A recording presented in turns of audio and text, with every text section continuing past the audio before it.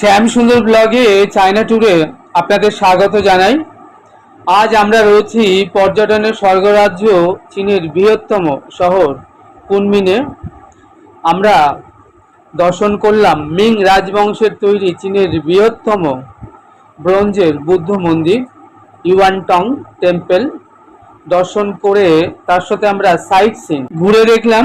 Beautiful লেগেছে আমাদের।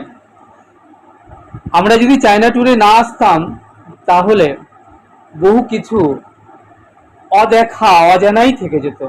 আমাকে দেখতে পাচ্ছেন, পাশে আমার মা রয়েছেন।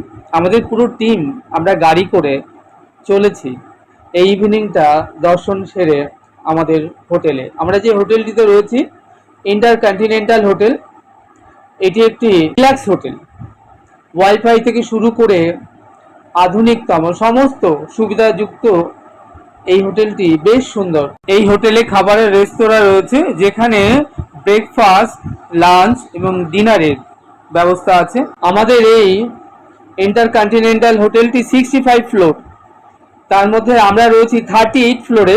আর খাবার জন্য ডাইনিং হল রয়েছে বিরাট 11 ফ্লোরে। আপনাকে লিফটে করেই খাবার খাওয়ার জন্য সেখানে যেতে হবে। এখন আমরা গাড়ি করে চলেছি আমাদের হোটেলে। আজ রাতে আমরা আমাদের হোটেলেই রেস্ট নেব। ইভিনিংটা আজ আমাদের দারুণ কাটলো। একসাথে আমরা সকলে মিলে বেশ এনজয় করে ইভিনিংটা কাটালাম। যা হোক, আমরা গাড়ি করে চলেছি আমাদের পুরো টিম আমাদের নির্দিষ্ট হোটেলে।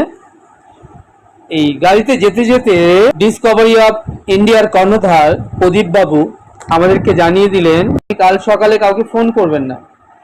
6:30টার মধ্যে আমাদেরকে রেডি হয়ে চলে আসতে হবে 11 ফ্লোরে, যেখানে রেস্তোরাঁ রয়েছে।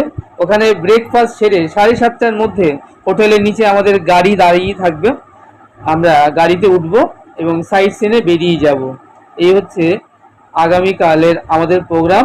আগামীকাল আমরা যে সকল স্থান ভিজিট করতে যাব তার মধ্যে অন্যতম হলো গোল্ডেন টেম্পল। এখানে রয়েছে ভীষণ সুন্দর একটি প্রাচীন বৌদ্ধ মন্দির।